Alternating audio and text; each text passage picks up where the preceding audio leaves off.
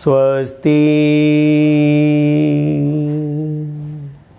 श्री गणेशाय नमः।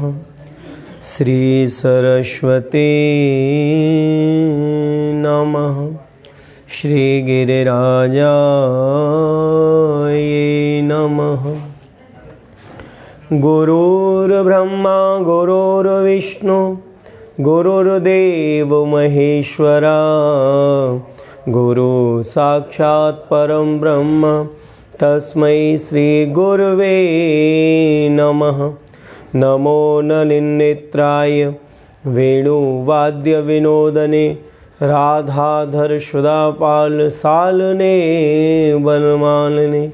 त्रवंग भंगिमे रूपम वेणुरंध्रकरान्वितं गोपीमण्डलमर्दितं शोभितं श्रीनन्दनन्दनं। कस्तूरितिलकं ललाटपटले वक्षस्थले कौस्तुभं। नासाग्रे वरमौक्तिकं करतले वेणुकरे कङ्कणं। सर्वाङ्गे हरिचन्दनं सुललितं कंठे च मुक्तावली। गोपास्त्री परिवेष्टितो विजयते गोपालचूड़ामणि। जय जय श्री राधारमण। जय जय नवल किशोर। जय गोपी चित्तचोर प्रभु। जय जय माखन चोर। गुरुदेव दया करके मुझको अपना लेना। मैं शरण पड़ा तेरी चरणों में जगा देना। करुणानिधि नाम तेरा करुणा दिखलाओ तुम। करुणानिधि नाम तेरा करुणा दिखलाओ तुम। मेरे सोए हुए भाग्यों को हे नाथ जगाओ तुम। मेरे सोए हुए भाग्यों को हे नाथ जगाओ तुम। मेरी नाव भंवर डोले उसे पार लगा देना। गुरुदेव दया करके मुझको अपना लेना। तुम सुख के सागर हो निर्धन के सहारे हो।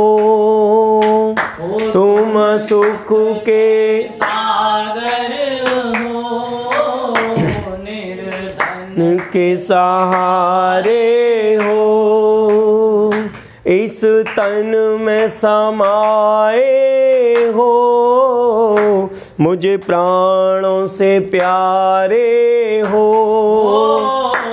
इस तन में समाए हो मुझे प्राणों से प्यारे हो।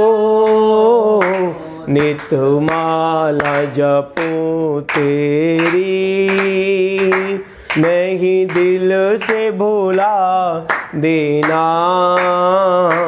गुरुदेव दया करके मुझको अपना लेना। पापी हूँ मैं कपटी हूँ जैसा भी हूँ तेरा हूँ। पापी हूँ मैं कपटी हूँ जैसा भी हूँ तेरा हूँ। घर बार छोड़ कर मैं जीवन से खेला हूँ।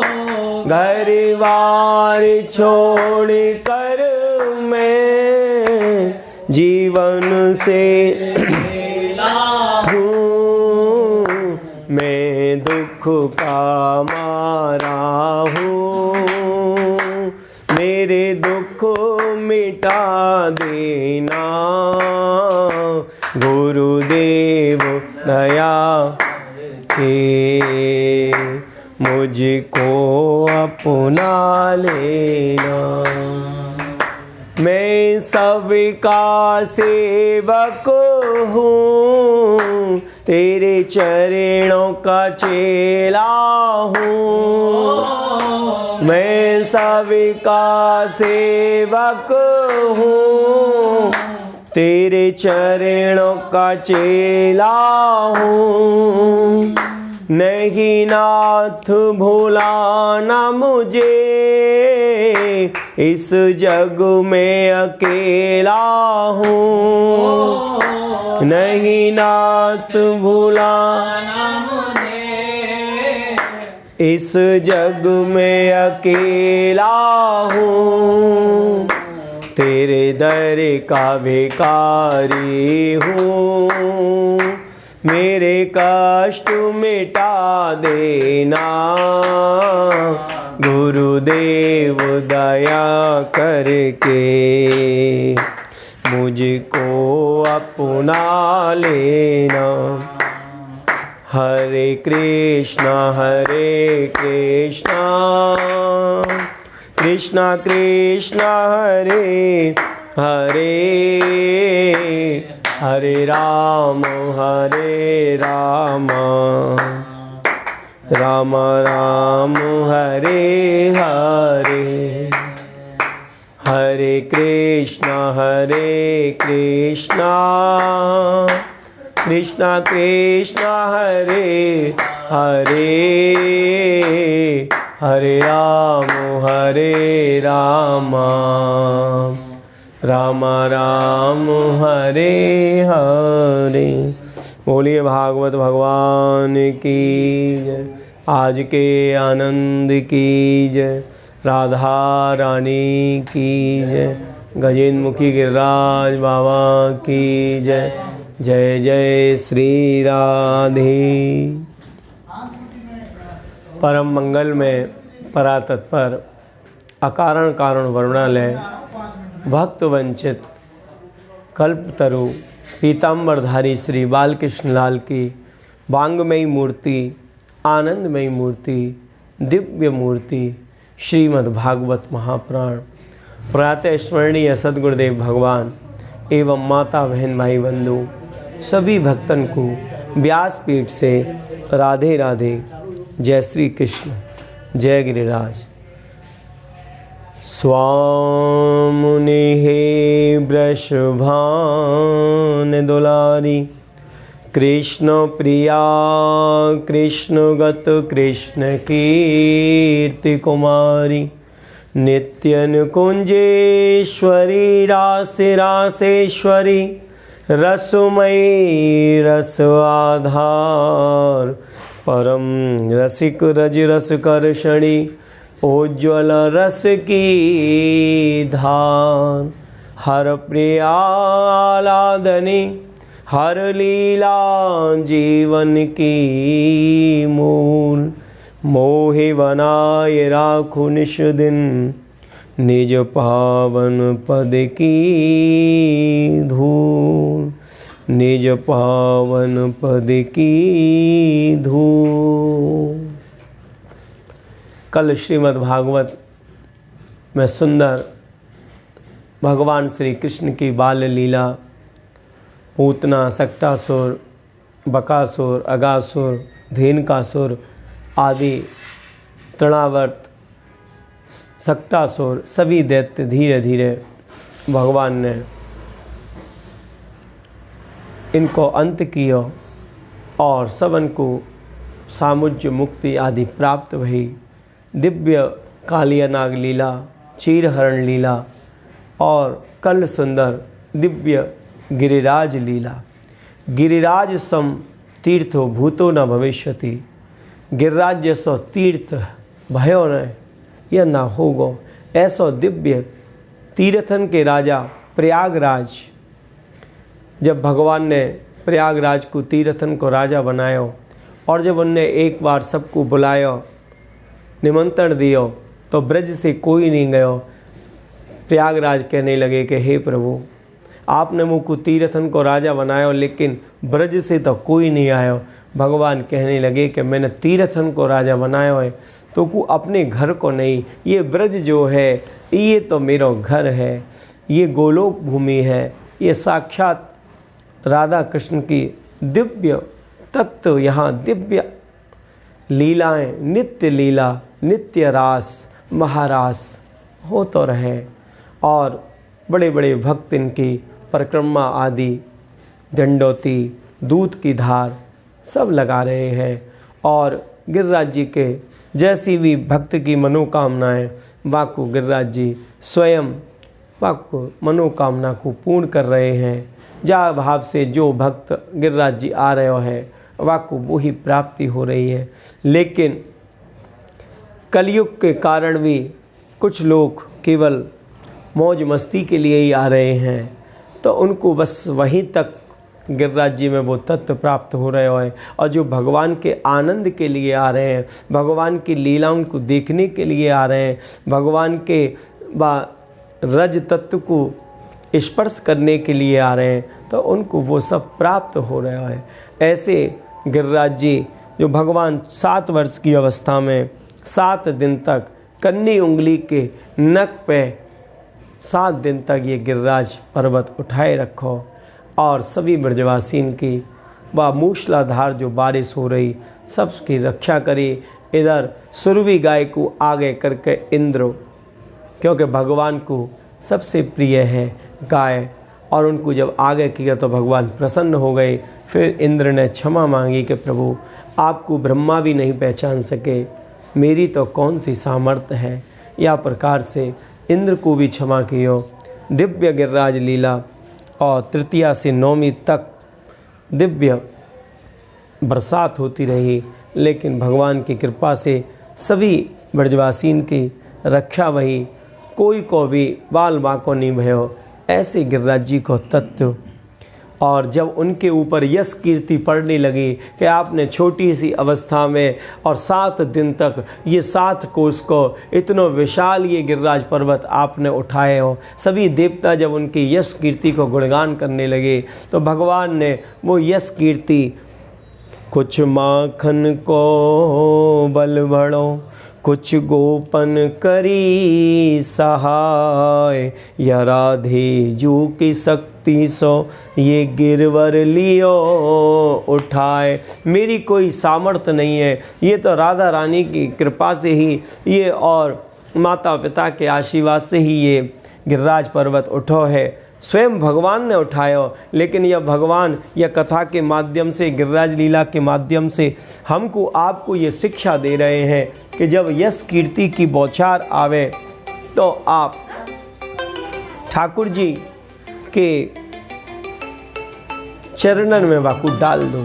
क्योंकि यश कीर्ति व्यक्ति के हृदय में अहंकार को उत्पन्न करे, या प्रकार से कि मेरो कछु बल बल नहीं, नहीं कछु मेरो काम, ये ब्रजवासी सब कुछ कियो, मेरो खाली नाम। मैं छोटो मेरी बैया अति छोटी, कहा विधि में गिरिराज धरूं, मैया ग्वालिन को ऋणी सदा, चाहे कोटि कोटि जन्म धरूं। या प्रकार से दिव्य भगवान ने गिरिराज लीला को संपन्न किया। सभी ब्रजवासी आनंद में रहने लगे और वरुण देव के ऊपर भी भगवान श्री कृष्ण ने कृपा करी। जब वो एकादशी को व्रत रहे, नंद बाबा एकादश्याम निराहारा सम्यर्च जनार्दन, अर्धरात्रि में ही वो स्नान के लिए चले गए वहीं जैसे ही यमुना में डुबकी लगाई और वरुण देव नंद बाबा को ले गए। जब प्रातः काल भी हो गयो, नंद बाबा कहीं नहीं दिखे, तो यशोदा मैया कहने लगी कि लाला अपने नंद बाबा नहीं दिख रहे हैं। भगवान पल भर में ही समझ गए, एक छलांग यमुना में मारी और जैसे ही वरुण लोक में पहुँचे तो बाबा दिव्य सिंहासन पर बैठे हुए हैं। वरुण जी ने ठाकुर जी के चरण धोए हैं, सिंहासन पर बैठाया और कहने लगे कि अरे वरुण तेरी हिम्मत कैसे भई मेरे बाबा को लाने की। बोले प्रभु अगर आपके बाबा को मैं नहीं लाता तो आपके दर्शन कैसे होते। यह भाव से वरुण देव के ऊपर भी दिव्य कृपा भई। बोलिए भक्तवत्सल भगवान की जय।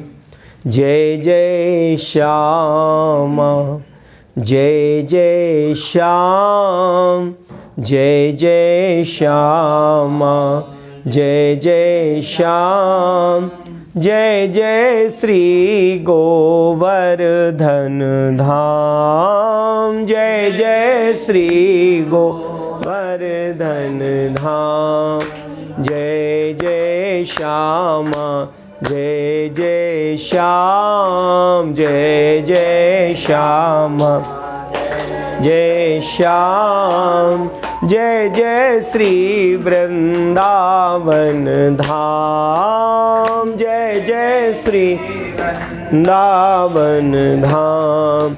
मुख से निकले जब राधा नाम, मुख से निकले जब राधा नाम, बिगड़े बन जाए सब तेरे काम, बिगड़े बन सब तेरे काम। जय जय श्यामा जय जय श्याम, जय जय श्यामा जय जय श्याम, जय जय श्री गोवर्धन धाम, जय जय श्री गोवर्धन धाम। बोलिए गोवर्धन धाम की जय। आगे जो महाराज को तत्व है, महाराज के बारे में भी लोग भगवान की या अंतरंग लीला है वैसे ये महाराज जो हर कोई को बताई नहीं जाए, लेकिन श्रद्धा और जब तक प्रेम को, क्योंकि कोई ये नदी को जल नहीं है, कोई पोखर को जल नहीं है, कोई तालाब को जल नहीं है, ये तो कुआं को जल है। और कुआं के पास अगर आप खड़े हो और जब तक आपके पास कोई लोटा बाल्टी या रस्सी नहीं है तब तक आप कुआं में से एक बूंद भी प्राप्त नहीं कर सको। ऐसे ही जो भगवान की महारास लीला है, जब तक आपके पास श्रद्धा रूपी पात्र और प्रेम रूपी डोर नहीं होगी तब तक यह महारास में से हम और आप भी भगवान को जो अंतरंग तत्व है बाको प्राप्त नहीं कर सके। नाना प्रकार से भगवान के महाराज की लीला के बारे में लोग अनर्गण की बात करें कि भगवान ने महारास रचायो, हम भी कुछ महारास रचाएं तो कहा है। अरे भगवान ने केवल महारास ही नहीं रचायो, भगवान ने कालिया नाग को भी नाथो, भगवान ने अग्नि को भी भक्षण करो, भगवान ने बड़ी बड़ी दिव्य लीलाएं करी। भगवान ने 7 वर्ष की अवस्था पे कन्नी उंगली के नख पे वह गिरिराज पर्वत को उठायो। तो भगवान है और उन्हीं की कृपा से या महाराज को जो तत्व है भागवत में जो 5 अध्याय है, और कामदेव और भगवान श्री कृष्ण को जो युद्ध है वही महाराज है। आत्मा को आत्मा से रमण, आत्मा को इंद्रियन से रमण, आत्मा को मन और बुद्धि से रमण, आत्मा को शरीर से रमण, ये जो 5 तत्व हैं मानो ये 5 प्राण हैं। जब गोपी ने कात्यायनी मैया के अनुष्ठान किया और उनकी साधना करी कि प्रभु को ये दिव्य रास हमको प्राप्त हो, भगवान ने उनकी इच्छा को पूर्ण करने के लिए यह लीला को आगे बढ़ाया। ऐसो ये दिव्य महारास है। और भगवान श्याम सुंदर जब कामदेव चारों तरफ सब विजय प्राप्त करते हुए ब्रह्मा की शरण में आए कि आप मुझको अब दिग्विजय की उपाधि दो, तो ब्रह्मा कहने लगे कि एक ब्रज में बालक है, कृष्ण नाम का जो बालक है, जब आप बाको परास्त कर दोगे तब ये आपको उपाधि प्राप्त होगी। एकदम कामदेव हंसने लगो कि मैंने बड़े बड़े दिग्गजन को परास्त कर दिया तो वह बालक को मैं परास्त नहीं कर सकूं। ब्रह्मा कहने लगे सब बात ठीक है, लेकिन जब तक आप बालक को भगवान श्री कृष्ण को परास्त नहीं करोगे तब तक आपको कोई भी उपाधि नहीं मिलेगी। और यही भाव से जैसे ही कामदेव यमुना के तट पे जहाँ भगवान श्याम सुंदर श्री कृष्ण विराजमान हैं, बट वृक्ष के नीचे बैठे हुए हैं, एकदम कामदेव प्रकट भयो और कामदेव कहने लगो कि प्रभु मैं आपसे युद्ध करना चाहूँ।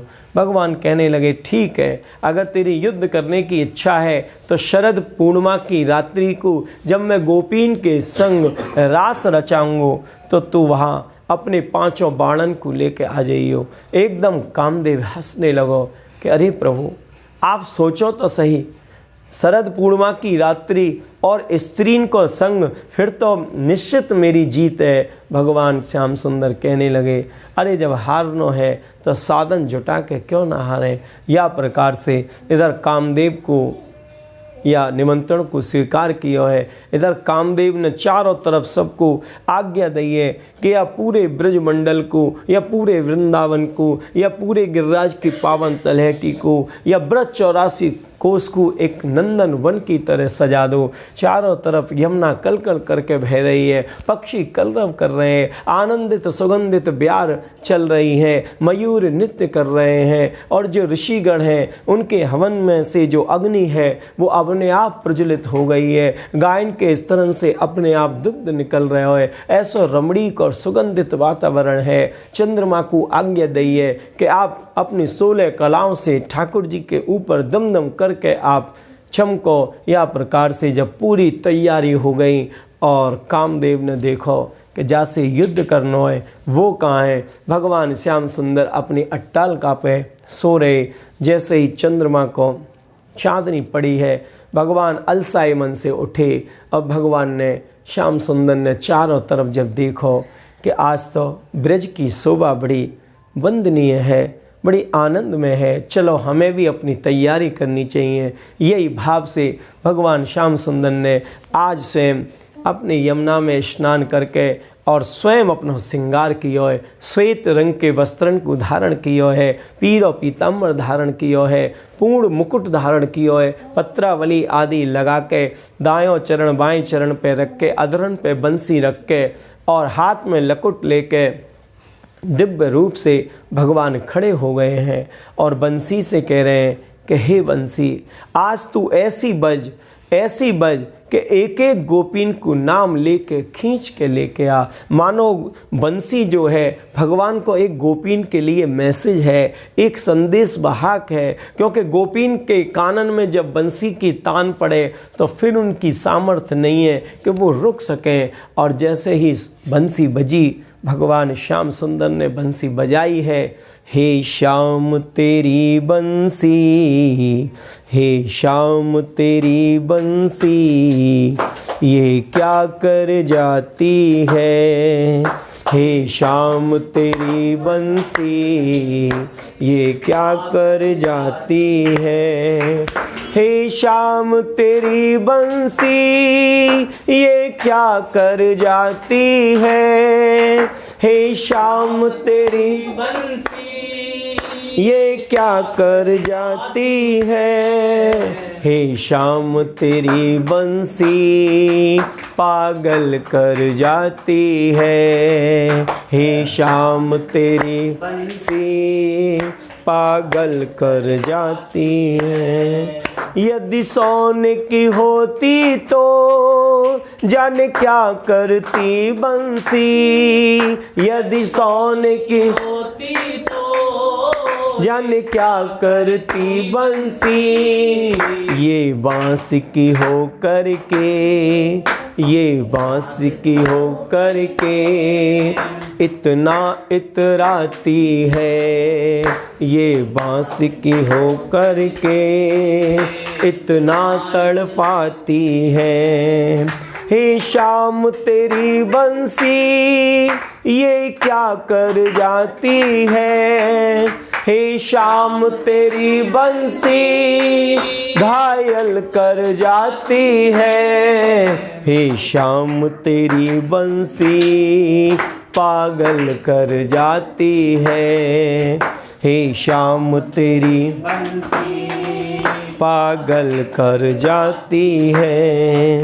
गैया विचराते हो तुम रास रचाते हो, गैया विचराते हो तुम रास रचाते हो, तेरी माखन चोरी भी, तेरी माखन चोरी भी हमको बहा जाती है, तेरी माखन चोरी भी हमको बहा जाती है।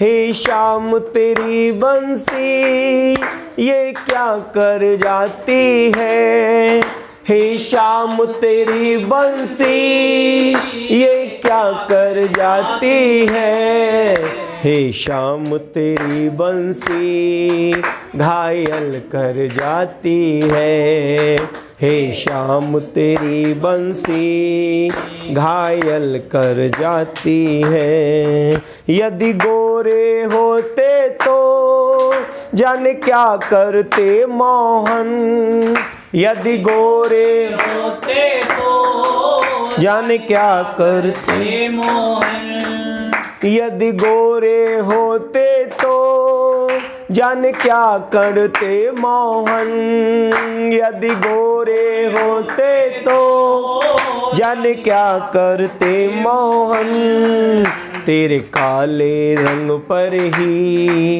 तेरे काले रंग पर ही ये दुनिया मरती है, तेरे काले रंग पर ही ये दुनिया मरती है।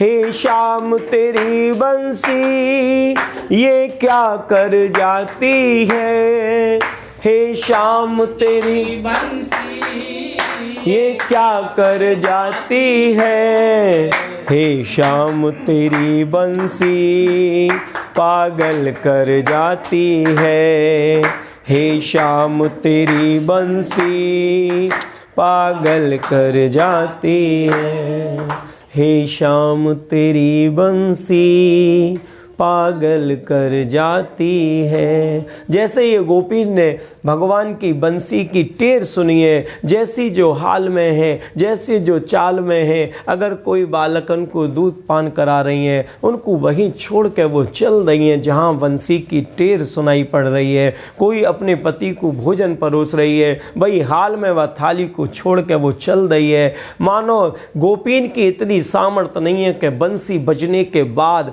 फिर वो एक पल भी ठहर सके और दौड़ती दौड़ती जा रही हैं जहाँ वो बंसी की आवाज़ आ रही है। और जैसे ही बंसी की आवाज़ सुनते सुनते बंसी वाले के सामने जब पहुँची हैं, कन्हैया ने उनको देखा है तो एकदम गदगद हो गए, आनंद में हो गए और कहने लगे, स्वागतम वो महाभागा प्रिया किं करवाणि वा ब्रजस्यानामयं क्वचिदा ब्रूतागमन कारणम। स्वागत है गोपियों, आपको स्वागत है। आज आप अर्धरात्रि में पर पुरुष के पास आई हैं और घनघोर ये जंगल है, ये आपने ठीक नहीं किया। 10 श्लोकन में भगवान ने जाकू हम प्रणव गीत कहें कहिए कि आप अर्धरात्रि में यहाँ जंगल में क्यों आई हैं। तो गोपीन ने 11 श्लोक में बाकी सुंदर व्याख्या करी है कि हम यूँ आए हैं क्योंकि भगवान यहाँ गोपीन की परीक्षा ले रहे हैं, क्योंकि कामदेव से अब कुछ समय बाद युद्ध होना है। तो भगवान ये देखना चाह रहे हैं कि कहीं इन गोपीन के भीतर काम तो नहीं है, क्योंकि अगर काम होगा तो ये मेरे या महाराज में प्रवेश नहीं कर सकें। या प्रकार से गोपी कहने लगी कि हे कन्हैया, हे श्याम सुंदर, आप क्या समझ रहे हो कि हम यह घनघोर जंगल में अर्धरात्रि में आपसे रमण करने के लिए आए हैं? अरे जो आप हमारे पतिन की बात कर रहे हैं वो तो हाड़ मास के पति हैं, हम उन हाड़ मांस को छोड़ के जो उनके भीतर तृणातीत है, उनके भीतर जो परमात्म तत्व है, हम वासे मिलने के लिए आए हैं। यह प्रकार से जब तत्तन की बात करी है, भगवान श्याम सुंदर समझ गए कि गोपी तो अनन्य भाव है। धीरे धीरे महाराज की तैयारी होने लगी है और जब लक्ष्मी जी महाराज के लिए आने लगी तो भगवान श्याम सुंदर कहने लगे कि हे लक्ष्मी, आप या महाराज में प्रवेश नहीं कर सको।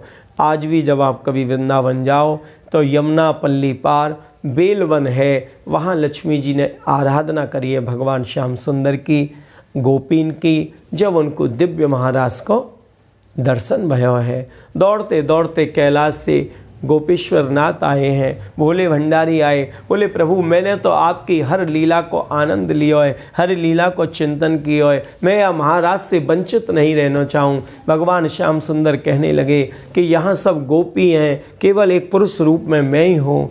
तो भगवान भोले भंडारी भी कहने लगे कि हे प्रभु, अगर ऐसी बात है तो मैं जन्म जन्म युग युगांतर तक गोपी बनने को तैयार हूँ। वही जो गोपी भाव है, आप कभी ब्रज में आओ, गिरिराज जी की परिक्रमा लगाओ और वृंदावन में भी जब आप दर्शन करोगे, बड़े दिव्य बड़े प्रागट्य ठाकुर हैं।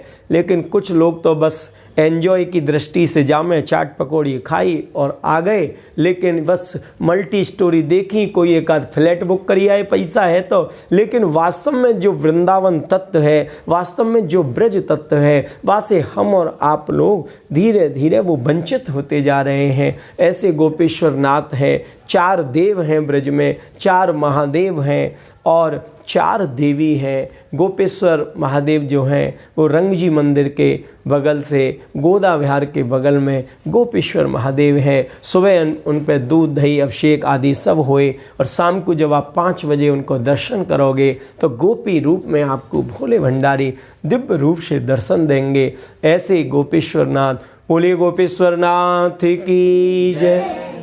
ऐसे ब्रज को तत्व और धीरे धीरे एको अहम बहुस्वामी, भगवान एक से अनेक हो गए। सभी गोपीन के संग भगवान आनंद तत्व को लुटाने लगे हैं। धीरे धीरे भगवान ने कामदेव को इशारा किया कि जो आपके 5 बाण हैं उनको आप शीघ्र छोड़ दो। और जैसे ही कामदेव ने वो 5 बाण छोड़े हैं तो गोपीन के अंदर काम प्रकट नहीं भयो, लेकिन भगवान सबके संग आनंद कर रहे, सबके संग रास कर रहे। तो उनको काम की जगह अभिमान जागृत हो गया कि कन्हैया बड़ो बनतो, आज तो केवल मेरे चक्कर में फंस के मेरे संग ही नृत्य कर रहे हो है। जैसे ही भगवान ने देखो कि इन गोपीन को अभिमान प्रकट हो गया है, और जहाँ अभिमान है वहाँ से कोसन दूर भगवान है।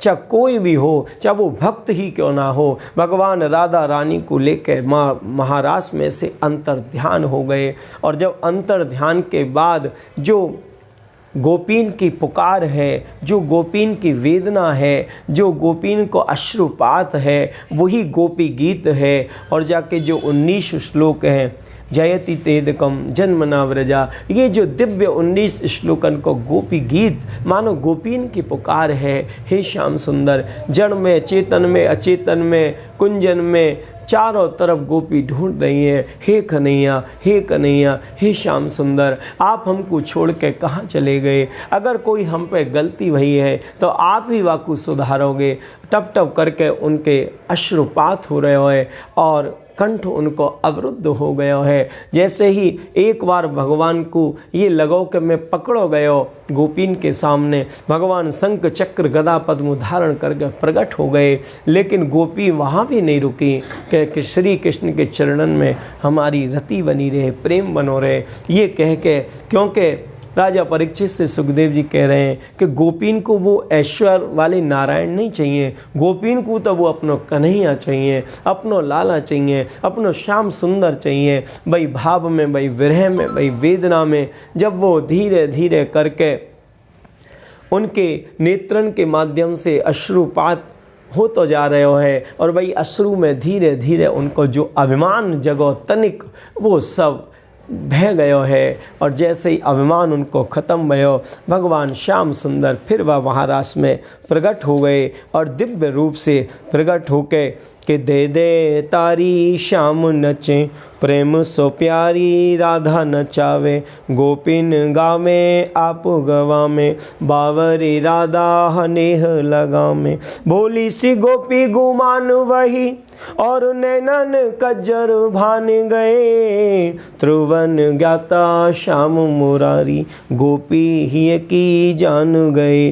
जैसे ही वो उनके हृदय की जाने हैं और एकदम के रोवत धावत आस लगावत, कैसी घड़ी है शाम न आवत, अभिमान के अंश जब ले सुबह है, तब प्यारे प्यारी एक वही है। जैसे ही अभिमान खत्म भयो, फिर महाराज अपने तत्व पे चलने लगो है। एक अहम बहुत स्वामी, हर गोपीन के संग भगवान श्याम सुंदर नृत्य कर रहे हैं। ऐसा ये सूक्ष्म रूप से आपको महाराज को दिव्य दर्शन कराया। और यह प्रकार से यह कथा को सुनने के बाद भी अगर हम भगवान श्याम सुंदर के लीला में काम को देखें तो जा से ज़्यादा अपराध और कुछ नहीं। 6-7 वर्ष की भगवान की अवस्था है और 5,500 वर्ष पहले की ये लीला है। आज भी 5-6 वर्ष के बालक में काम ऐसा जागृत नहीं हुए। वो तो भगवान श्याम सुंदर है, मैं छोटा वो चतुर गुजरिया। यह प्रकार से दिव्य महाराज को तत्व है। और गोपी अपने प्रेम में हमेशा अभाव ढूंढती कि अभी तो हमने कुछ नहीं किया है। जब तक और हम और आप लोग नेक अगर पूजा कर ली, कोई पाठ कर लियो, नेक मंदिर चले गए, तो बस 1-2 महीना बाद कि महाराज जी खूब मंदिर गए, पाठ भी करो है, लेकिन अभी रिजल्ट नहीं आया। भैया धैर्य रखो, वहाँ कोई रिश्वत नहीं चले। संसार में केवल रिश्वत चले, ठाकुर जी के यहाँ कोई रिश्वत को चक्कर नहीं। ठाकुर जी के यहाँ तो श्रद्धा चले, ठाकुर जी के यहाँ तो प्रेम चले, ठाकुर जी के यहाँ तो भाव चले, ठाकुर जी के यहाँ तो समर्पणता चले। जब ऐसा होगा और अपनी भक्ति में आप हमेशा यही सोचोगे कि मैंने तो अभी कुछ नहीं किया है। आपने कितनी भी कथा सुनी हो, फिर भी जहाँ कथा सुनने को प्राप्त हो वहाँ ज़रूर पहुँचे। और वहाँ में भी ऐसी दिव्य यहाँ जो ये कथा हो रही है, वास्तविकता में पहले प्राचीन पद्धति कथा की यही है कि संस्कृत में होना और फिर ठाकुर जी को जितना भी हो चुका है वह को हिंदी अनुवाद करना। यही अब ये धीरे धीरे आडंबर से लोगों ने भागवत कथा को जोड़ दिया है। और या में व्यासन की भी गलती है, और व्यासन से ज़्यादा जो सुनने वाले हैं, जो परीक्षित हैं, जो बुला रहे हैं, उनकी भी गलती है। वो भी यही कह रहे हैं कि 4-6 आर्केस्ट्रा वाले लाओ, 2-4 झांकी वाले लाओ। अरे भैया कथा सुननी है कि आपको कोई आर्केस्ट्रा करानी है, आर्केस्ट्रा करानी है वो अलग मैटर है। और भगवान की कथा सुननी है, क्योंकि कथा ही हमारे जीवन की वृथा को समाप्त कर सके। ये आर्केस्ट्रा में इतनी शक्ति नहीं है कि हमारे जभी तो हम ये जागरण भी सुन ले, आर्केस्ट्रा भी सुन ले, एंटरटेनमेंट भी कर ले, फिर भी अशांति बनी रहे। क्योंकि वास्तविक जो सत्संग है वो हमको आपको प्राप्त नहीं हो रहा है। धीरे धीरे भागवत संगीत में हो गई है। अरे भागवत आनंद में है, भागवत के प्रारंभ में भी आनंद है, भागवत के मध्य में भी आनंद है, भागवत के विराम में भी आनंद है। चारों तरफ भागवत में आनंद ही आनंद भरो भयो है। ऐसी दिव्य श्रीमद् भागवत। और अरिष्टासुर को वध, व्योमासुर को वध आदि दिव्य अक्रूर जी पे भी दिव्य कृपा भई। बोलिए भक्तवत्सल भगवान की जय। हमारो धन राधा श्री राधा श्री राधा, हमारो धन राधा श्री राधा श्री राधा, प्राण धन राधा राधा राधा राधा राधा, प्राण धन राधा राधा राधा राधा, हमारो मन राधा श्री राधा श्री राधा, हमारो मन श्री राधा श्री राधा, हमारो तन राधा श्री राधा श्री राधा, हमारो तन राधा श्री राधा, जीवन धन राधा राधा राधा राधा राधा, जीवन धन राधा राधा हमारो मन राधा श्री राधा श्री राधा, हमारो श्री राधा श्री राधा। या के उपरांत सुखदेव जी कहने लगे कि राजन, जब कंस के भेजे हुए सवरे दैत्य को भगवान ने संहार कर दियो, पूतना, सक्टासुर, बकासुर, अगासुर, धेनुकासुर आदि दिव्य सब स्वर भगवान ने ख़त्म कर दिए। कंस बेसुर हो गया, असहाय हो गया और एकदम हाथ में खड़ग लेके जैसे ही स्वयं उनको मारने के लिए कृष्ण बलराम को दौड़ने लगो, तुरंत वहीं नारायण नारायण करते वही नारद प्रकट भये। बोले, अरे दैत्येंद्र, आप कहाँ जा रहे हो? आप पे वो धनुष है, आप पे कुवलयापीड़ हाथी है, आप पे चाणूक मुष्टिक है, आप पे बड़ी सेनान को जाल है और जरासंध आदि ये सब दिव्य आपके मित्र हैं। आप यहाँ एक रंगशाला बनाओ, एक धनुष यज्ञ करो और धनुष यज्ञ के बहाने कृष्ण बलराम को आप वृंदावन से बुलाओ और चारों तरफ सेना को जाल बिछा दो, द्वार पे ही कुवलयापीड़ हाथी को खड़ा कर दो और जब वहाँ से भी वो बच जाएं दोनों, तो बीच में चाणूक मुष्टिक को खड़ा कर दो और उनसे भी बच जाएं तो अपनी सेना को लगा दो और वहाँ से भी वो बच जाएं तो फिर आप स्वयं वहीं उनको अपने खड़ग के द्वारा ख़त्म कर दियो। जैसे ही नारद ने ये बात कही, एकदम दौड़ते हुए कंस रुक गयो कि आप बिल्कुल ठीक कह रहे हो। और यहाँ सुखदेव जी कहने लगे कि जो भाग्य उदय भयो वो कौन को भयो? अक्रूर जी को। अक्रूर जी की स्थिति ऐसी ही जैसे महाभारत में और इधर रामायण में विभीषण की एक कुटिया ही चारों तरफ में राम राम राम राम लिख रहे हो। जैसे ही एक दिन रावण की नज़र पड़ी तो एकदम वो कहने लगे, अरे मेरे दुश्मन को नाम लिख रखा है। लेकिन विभीषण कहने लगे, अरे भैया ये आपके दुश्मन को नाम नहीं है, ये तो आपको ही नाम है। रा से रावण है, माँ से मंदोदरी है। कहने को मतलब है कि भगवान हमको आपको या कथा के माध्यम से ये बता रहे हैं कि जब भक्त भजन करना चाहे तो कैसे न कैसे वो भगवान के लिए समय निकाल ही ले, लेकिन जब बाकी भक्ति में रुचि नहीं है, भगवान के नाम लेने में, भगवान की कथा में, भगवान के चिंतन में, भगवान की लीला में जब को इंटरेस्ट ही नहीं है तो वाको कितना भी वातावरण वाके अनुकूल दे दो फिर भी वहाँ पे भजन नहीं होगो। या प्रकार से इधर अक्रूर जी को बुलाया है कि आप वृंदावन जाओ रथ पे बैठ के और वहाँ से कृष्ण बलराम को बुलाओ। बेचारे अक्रूर जी चल दिए हैं, सोच रहे हैं, उनके मन में संशय है कि इतना बड़ा यहाँ धनुष यज्ञ है, बड़े बड़े चाणूक मुष्टिक आदि यहाँ दिव्य पहलवान है, सेनान को जाल बिछाया गया है और ये छोटे से बालक, कुछ समझ में नहीं आ रही। लेकिन आज भी मथुरा से और वृंदावन की दूरी 10 किलोमीटर है, लेकिन सुबह के प्रातःकाल की बेला के निकले हैं अक्रूर जी। धीरे धीरे करके सोचते जा रहे हैं, ऐसे चरण होंगे, ऐसे नेत्र होंगे, ऐसे उनकी लीलान के बारे में सोचते सोचते जब गोधूली को समय हो गया, सामने से भगवान श्याम सुंदर और कृष्ण बलराम गोप ग्वाल गौचारण करते हुए आ रहे। गौन की जो खुर से उड़ी वही जो रज ही वो उनके श्री अंग पे लग रही। ऐसे दिव्य दर्शन करके आनंद में हो गए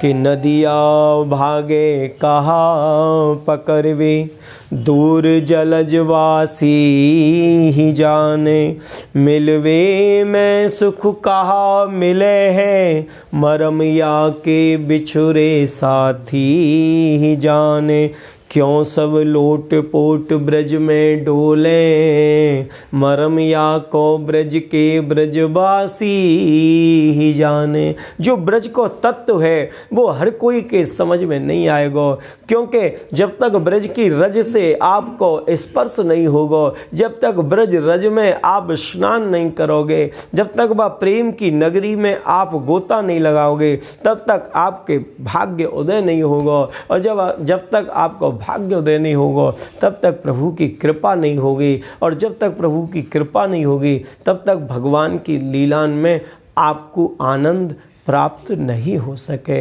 यह प्रकार से जब पहुँचे और भगवान ने अक्रूर जी के चरण छुए कि चाचा जी आपको कैसे आनो भयो, बड़े हृदय को कठोर करके कहने लगे कि धनुष यज्ञ रखो है, महाराजा कंस ने आप दोनों को बुलाया है। भगवान पल भर में ही सब बात समझ गए और नंद बाबा से भी आशीर्वाद लियो। इधर अक्रूर जी से कहने लगे कि आप रथ पे बैठो, मैं मैया से आज्ञा ले आऊं।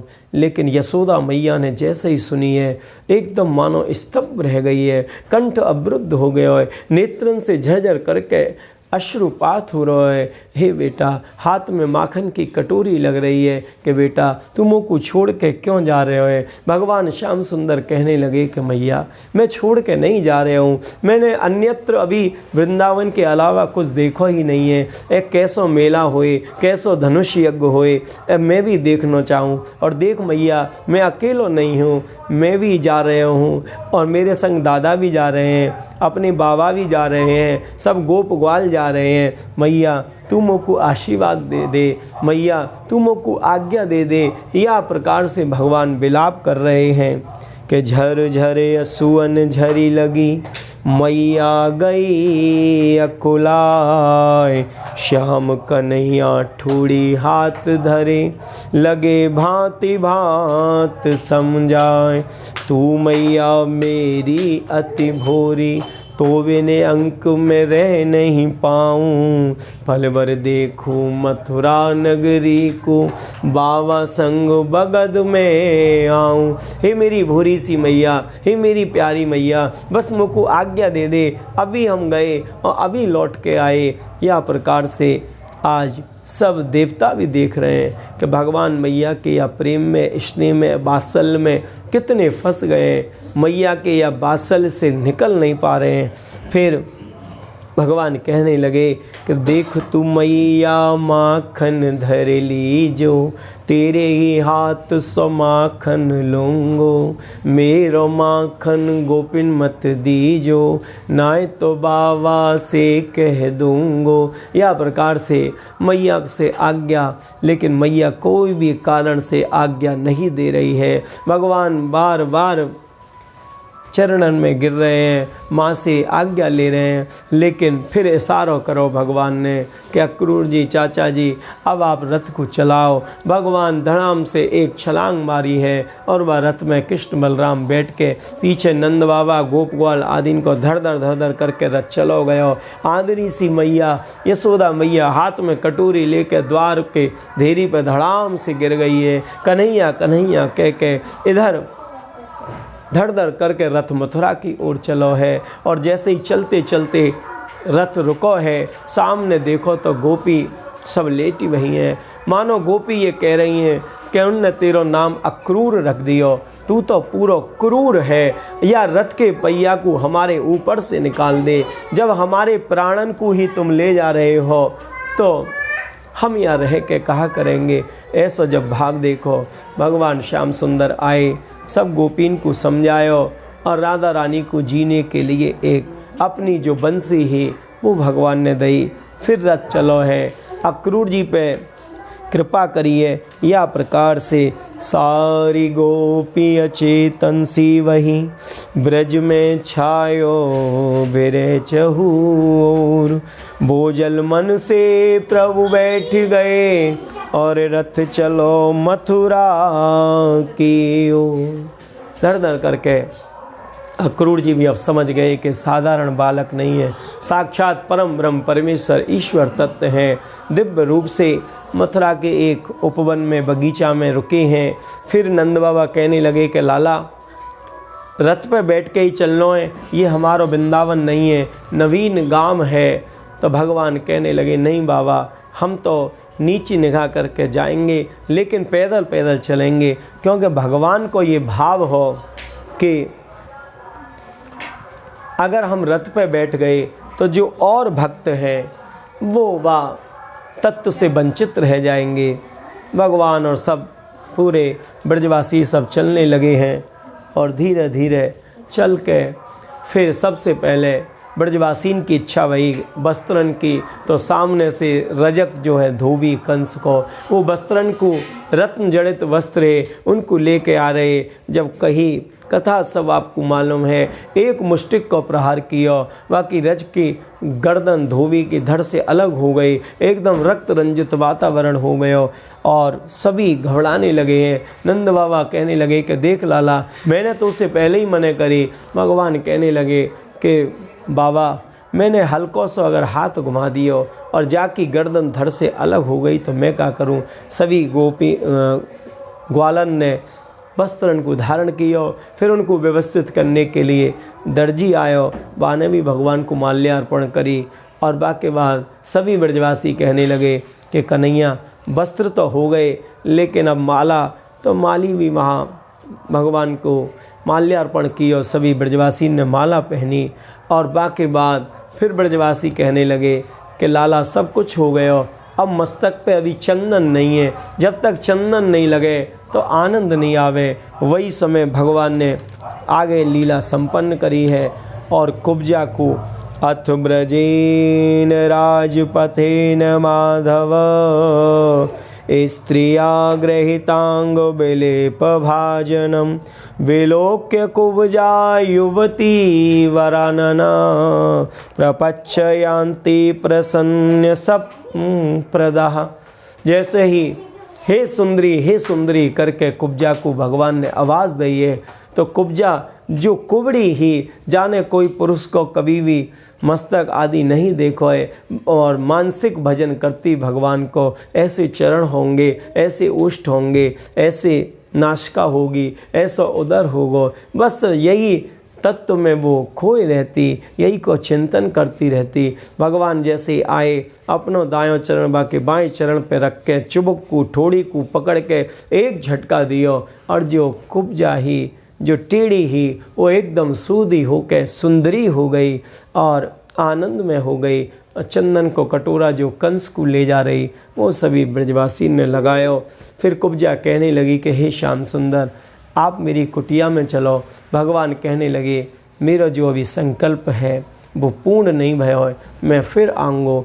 या प्रकार से भगवान फिर वह रंगशाला की तरफ आगे बढ़े हैं। आगे रंगशाला में कुबलिया पीड़ खड़ो, कृष्ण बलराम ने पलवर में ही वाके पैरन को पकड़ के, पूँछ को पकड़ के घुमा के एकदम पृथ्वी पे दे मारो। वहीं वाके प्राण निकल गए और जो दोनों वाके दांत है उनको कंधा पे डाल के भगवान श्याम सुंदर जैसे ही वह धनुष यज्ञशाला में जैसे ही प्रवेश किया है, जो वहाँ के मथुरावासी बैठे हैं, जो वयोवृद्ध है, उनको भगवान साक्षात बालक के रूप में दिखने लगे। जो कुंवारी कन्या हैं उनको भगवान साक्षात दूल्हे के रूप में दिखने लगे। जो चाणुक मुष्टिक है उनको भगवान साक्षात पहलवान के रूप में दिखने लगे। और जब कंस की दृष्टि गई तो कंस को साक्षात भगवान के मृत्यु के दर्शन होने लगे। या प्रकार से जाकी जैसी भावना है भगवान ने सबको वैसे ही दर्शन दिए। पलवर में ही वह धनुष को तोड़ दिया है और चाणुक मुष्टिक को कृष्ण बलराम ने खत्म कर दिया है। एकदम मारो काटो की ध्वनि हो गई। नंद बाबा घबराने लगे हैं। भगवान श्याम सुंदर कहने लगे, बलभद्र कहने लगे बाबा आप बस एक कोने में खड़े हो जाओ, हम सबको देख लेंगे। बड़ो भगवान ने दिव्य राम जी की तरह युद्ध किया है। और बलभद्र कहने लगे कि कन्हैया मैं यहाँ सेना को देख रहे हूँ, तू मामा को सम्मान करके आ। और जैसे ही छलांग मारी है सिंहासन पर पहुँचे। कंस ने एकदम खड़ग तलवार उठाई, भगवान ने हाथ पकड़ लिया। अरे मामा, एकदम कंस कहने लगो कि दुष्ट, आज मैं तो को नहीं छोड़ूंगा, कब से मैं तेरे पीछे डोल रहे हो, जाने तू कहाँ छुप गए हो। भगवान कहने मैं तो मामा आपके सामने हूँ, लेकिन आप ये अस्त्र शस्त्र नहीं जानो, मल युद्ध आपकी पहचान है। और दिव्य मल युद्ध भगवान ने किया है। मुष्टिकन के प्रहार भये हैं। भगवान को धीरे धीरे एकदम अपने 6 भैयान की कीर्तिमान आदि की याद आने लगी, जो यानी कारागृह में पत्थर पे मार मार के उनको प्राण निकाल दिए। ऐसे ही भगवान धीरे धीरे रुद्र रूप धारण करते जा रहे, और जैसे धोबी कपड़ा को धोवे ऐसे ही भगवान ने पकड़ पकड़ के वह कंस को पत्थर पे मार मार के एकदम बाके प्राण निकलने को हैं। लेकिन भगवान कहने लगे अभी मेरी आज्ञा के बिना निकलियो मत। सभी देवता कहने लगे, रक्त रंजित वातावरण हो गया कि प्रभु अब ये दशा देखी नहीं जा रही है। या प्रकार से फिर सुखदेव जी कहने लगे कि राजन, राजा कंस के प्राण निकल के भगवान के चरणार बिंद में लीन हो गए। बोलिए भक्तवत्सल भगवान की जय। और जब लीन हो गए और सभी देवता पुष्पन की वृष्टि करने लगे, या प्रकार से भगवान ने कारागृह से उग्रसेन को, देवकी को, वासुदेव को मुक्त करायो, उग्रसेन को राजा बनायो दिव्य रूप से। फिर देवकी कहने लगी कि बेटा केवल खेल कूद से ही काम नहीं चले, आप जीवन में शिक्षा भी जरूरी है। तो भगवान ने उज्जैन जाके सांदीपन गुरुजी के यहाँ शिक्षा 64 दिन में 64 कलान को ग्रहण किया है। या प्रकार से शिक्षा आदि ग्रहण करके फिर भगवान इधर नंद बाबा से कहने लगे कि बाबा अब आप वृंदावन लौट जाओ। सभी गोप ग्वालन को ले गए। अभी हमारे और कुछ या मथुरा में काम है, फिर मैं आऊँगो ऐसा कह के। लेकिन नंद बाबा कहने लगे कि लाला मेरी सामर्थ्य नहीं है कि मैं अब वृंदावन चलो जाऊं। भगवान ने योग माया के सहारे से फिर बाबा आदि सभी ब्रजवासीन को विदा करो है। या प्रकार से भगवान की दिव्य मथुरा लीला, और वही में गुरुजी को आशीर्वाद लियो। गुरुजी को जो पुत्र हो बाको भी भगवान लाए हैं, पंचजन जो दैत्य हो बाको वध भयो, और गुरु पुत्र के भी दर्शन कराए। गुरुजी ने आशीर्वाद दियो, जैसे जैसे आप लीला करोगे वैसे वैसे नाम पड़ेगा। बोलिए भक्तवत्सल भगवान की। हरे कृष्णा कृष्णा कृष्णा हरे हरे, हरे राम राम राम हरे हरे, हरे कृष्णा कृष्णा कृष्णा हरे हरे, हरे राम राम राम हरे हरे, हरे कृष्णा कृष्णा कृष्णा हरे हरे, हरे राम राम हरे हरे, हरे कृष्णा कृष्णा कृष्णा हरे हरे, हरे राम राम राम हरे हरे, हरे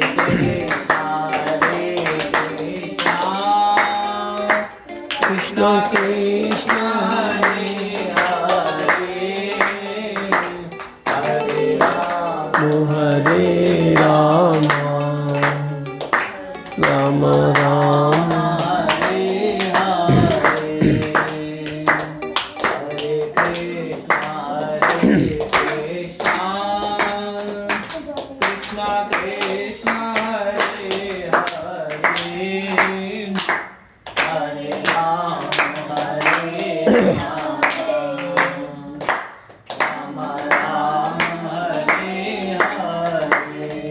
बोलिए भागवत भगवान की जय। आज भगवान को जो आगे दिव्य चरित्र है, उद्धव चरित्र, भगवान मथुरा में विराजमान है। आज उनके मन में बड़ी अशांति है। उनके बाईं तरफ उद्धव प्रकट भये, और जो वृष्णिवंशीन में प्रधान है जाके समर्पण की सीमा नहीं और ग्रहण करने को जो अवकाश नहीं है वही उद्धव है। ऐसे बृहस्पति देव के शिष्य उद्धव जो ज्ञान से लबालब हैं, भगवान के पास जब प्रकट भये और कहने लगे कि प्रभु आज आप क्यों अशांत हैं, आपके ये मस्तिष्क पे चिंता की कैसी लकीरें हैं। भगवान श्याम सुंदर कहने लगे कि मुझको आज ब्रज की याद आ रही है। बोले अरे यहाँ सब कुछ है। बोले यहाँ कुछ नहीं है, यहाँ मेरी धौरी पेरी वो गैया नहीं है, यहाँ वो मैया को वो प्यार नहीं है, यहाँ मेरी मित्र मंडली नहीं है, यहाँ वो ग्वाल वाल नहीं है। अरे उद्धव आप शीघ्र वृंदावन जाओ और मेरे आवन की कहियो, उन गोपीन को भी मेरा संदेश दीजो। जब ये ऐसी बात कही उद्धव समझ गए और हे उद्धव अब तुम शीघ्र जाओ। उद्धव मैं हरि हूँ फिर रह रे क्यों ये बात सतावे, योगिन को मैं योगी ब्रह्मन को मैं ब्रह्म, फिर मोय क्यों ब्रज सुधी आवे। उदो बेग ब्रज को जाओ मैया बाबा को धीरज दीजो, वृषभान नंदनी गोपिन सो मेरे आवन की कह दीजो। हे उद्धव अब आप शीघ्र जाओ, अब आप विलंब मत करो। उद्धव प्रभु की आशीर्वाद लेके कृपा को प्राप्त करके और धड़ धड़ करके वह रथ पे आरूढ़ होकर वृंदावन की तरफ चल दिए हैं। और जैसे ही वृंदावन के पास पहुँचे एक ब्रजवासी से पूछने लगे भैया नंद की डोड़ी कहाँ है। वो ब्रजवासी कहने लगो कि देखो भैया जहाँ से ये आपको पनारो दिख रहे है और जहाँ ये अंत हो जाको समझियो वो नंद की डोड़ी है। बोले ये काय को पानी है। बोले ये कोई नदी आदि को जल नहीं है। जब से भगवान श्याम सुंदर गए हैं तब से मैया के अश्रु रुके ही नहीं हैं। वही अश्रुपात ऐसो दिव्य ये नदी को स्वरूप ले लियो है। या प्रकार से जैसे ही उद्धव पहुँचे हैं चारों तरफ वृंदावन को देखो है एकदम शांत वातावरण है। यमुना जो कल कल करती वहाँ ने भी बहनों छोड़ दियो है, पक्षी कल्लव करनो भूल गए हैं, गोपी बेचारी अचेत सी पड़ी हुई है। मानो आज वृंदावन में कुछ है ही नहीं, मानो शरीर ही शरीर रह गए हो, प्राण तो निकल गए हों। जैसे ही पहुँचे हैं उद्धव एकदम रथ रुको, मैया के मानो हृदय में एकदम जान सी आ गई और लाला लाला कह के जैसे ही उठी उद्धव कहने लगे कि मैया मैं कन्हैया नहीं हूँ, कन्हैया को सखा हूँ, उद्धव मेरा नाम है। बोले अच्छा वो तो कल की कह के गयो अभी तक नहीं आयो। या प्रकार से उद्धव दिव्य रूप से समझाने लगे मैया को। लेकिन मैया कहने लगी कि देखो तुम बाके सखा हो, मुझको ये बताओ कि मेरा कन्हैया सुबह सुबह खावे का है, मुझको खाने पीने की कहाँ व्यवस्था है। तुरंत उद्धव कहने लगे अरे मैया तुम खाने की बात करो, 56 भोग और 36 व्यंजन ठाकुर जी को स्वर्ण की थालन में प्राप्त हुए। तुरंत यशोदा मैया कहने लगी कि उद्धव आप देव की बहन से कहियो मेरे कन्हैया को कितनों भी 56 भोग और 36 व्यंजन रख दो, लेकिन जब तक वहाँ में आप माखन मिश्री नहीं रखोगे तब तक वाकई उदर की पूर्ति नहीं होगी। और जब श्रृंगार की बात आई, पोशाक की बात आई तो बोले रत्न जड़ित वो वस्त्रन को धारण करें। तो मैया कहने लगी कि वाको कितनों भी आभूषण आदि पहना दो मेरे लाला को, मेरे कन्हैया को, मेरे कनुआ को, लेकिन जब तक वाके मस्तक पे मोर मुकुट नहीं लगेगो तब तक वाको श्रृंगार पूर्ण नहीं होगो, उभर के नहीं आएगो। ऐसी दिव्य बात जब सुनी है एकदम उद्धव भी बेचारे शांत हो गए। उद्धव कहने लगे अरे मैया वो परम ब्रह्म परमेश्वर निराकार तत्व हैं, वो कोई के बालक नहीं है, कोई उनको पिता नहीं है। यह प्रकार से जब कहने लगे तुरंत मैया कहने लगी बेटा तू नहीं जाने, अरे मैंने अपने हाथन से वाकू माखन खिलाया है या आप अपने हाथन से वाकू खूब सेवा करी है। या प्रकार से तुरंत फिर उद्धव भी एकदम भाव में होने लगे। उद्धव ने बात बदली कि यहाँ गोपी कहाँ है। बोले बीथरीन में, जंगलन में, गहवर गलीन में घूम रही होंगी वही कृष्ण की याद में। जब उद्धव ने गोपीन की स्थिति देखी है तो उद्धव स्तब्ध रह गए कि अब मैं समझो कि ठाकुर जी ने मुँह को क्यों भेजो है। इनमें ज्ञान की कमी है और मुँह में ज्ञान को भंडार है। ये जड़ से, चेतन से, अचेतन से, वृक्षण से पूछ रही है, हे कृष्ण कर रही हैं। भगवान को ऐसे बुलाने को ये तरीका नहीं है। जब उद्धव ने कही कि आप तो भगवान को छोटो कर रही हो, बौनो कर रही हो, आप ऐसो करो कि अपने हृदय में एक बार ज्ञान को दीपक जलाओ। जैसे कही ज्ञान को दीपक जलाओ, तुरंत एक गोपी कहने लगी कि उद्धव, हमारे हृदय में तो पहले से ही प्रेम को दीपक जल रहे हो है, और जहाँ प्रेम को दीपक जले वहाँ कोई भी भय आदि नहीं रहे। ज्ञान के दीपक में तो डर रहे बुझने को कि कहीं अहम की आंधी आ गई, अभिमान की आंधी आ गई तो एक ना एक दिन वो बुझ जाएगा। लेकिन हमारे यहाँ, हमारे हृदय में तो 24 घंटा ये प्रेम को दीपक जल रहे हो है। यह प्रकार से जब बात करी कि उद्धव कहने लगे कि वो कोई साकार रूप नहीं है, वह को निराकार रूप है। बोले उद्धव, आप कैसी बात करो, वो हमारे संग खेलो है, दिव्य हमने उनके संग रास रचायो है, दिव्य अनेकन लीलाएं करी हैं। शायद ऐसा लगे कि कन्हैया ने आपको दिव्य तत्व के दर्शन नहीं कराए हैं। बेचारे उद्धव बार बार शांत होते जा रहे हैं, गोपीन के सामने मौन होते जा रहे हैं। और तुरंत वही बीच में कहने लगे एक गोपी कहने लगी कि बत्तियाँ ही बनावत हर कोई ऊधो, पर राखत कोई हजारन में, और हिय की पीर कहा कोई जाने, न हिलगो हो जो बानन में। ब्रह्म दिखने लागो इन आँखन से, जब तान पड़ी इन कानन में, तेरे रूखे ब्रह्म में रमे गो वो ही, तेरे रूखे ब्रह्म में रमे गो वो ही, जो तेरो सो होगो 1 लाखन में। अरे हमने स्वयं इन आँखन से देखो है, इन हाथन से खिलायो है। यह प्रकार से उद्धव बेचारे हर बात में शांत होते जा रहे। और तुरंत ये जो प्रेम और ज्ञान तत्व को ये आनंद चल रहा है, ये 1 महीना नहीं, 2 महीना नहीं, 6 महीना तक ये उद्धव प्रेम सरोवर में गोता लगाते रहे। और बाकी बाद जब उद्धव कहने लगे कि आप में से राधा रानी कौन है, जब राधा रानी की ये तत्व देखो है कि श्याम श्याम रटत प्यारी, आप ही श्याम वही, और पूछत निज सखियन सो राधा कहाँ गई।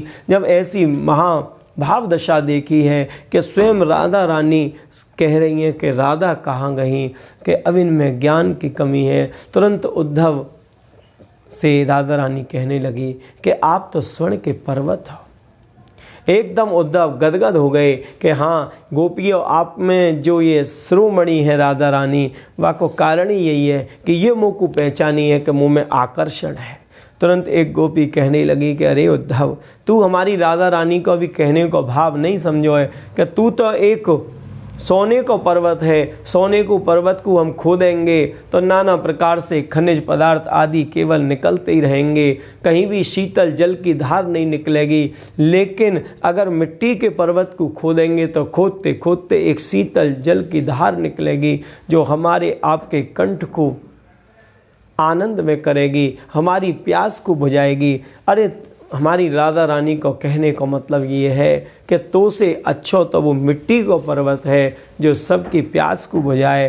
तुम यहाँ ब्रज में आए, प्रेम की नगरी में आए, फिर भी अपने ज्ञान की दुंदुभी बजा रहे हो, ये ठीक नहीं है। एक ही बात कही राधा रानी ने हम प्रेम दीवानी हैं, वो प्रेम दीवाना, हम प्रेम दीवानी हैं, वो प्रेम दीवाना। ए ऊधो हमें ज्ञान की एउधो, हमें ज्ञान की पोथी न सुनाना, हम प्रेम दीवानी हैं, वो प्रेम दीवाना। उद्धव से कहने लगी राधा रानी कि कोई यहाँ प्रेम की नगरी में आए हो और आप यह ज्ञान की बात कर रहे हो, ये ठीक नहीं है, कोई प्रेम तत्व आप बताओ। लेकिन उद्धव जब उनको लगो कि मेरा ज्ञान अब यहाँ प्रेम के आगे टिक नहीं रहे हो, तो उद्धव ने फिर गोपीन से कही कि अब मैं तुम्हारे प्यारे के पास जा रहे हूँ, कोई आपकी मनोकामना हो, कोई कामना हो तो मैं उनसे ज़रूर आपकी कामना को पूर्ण करवाऊंगा।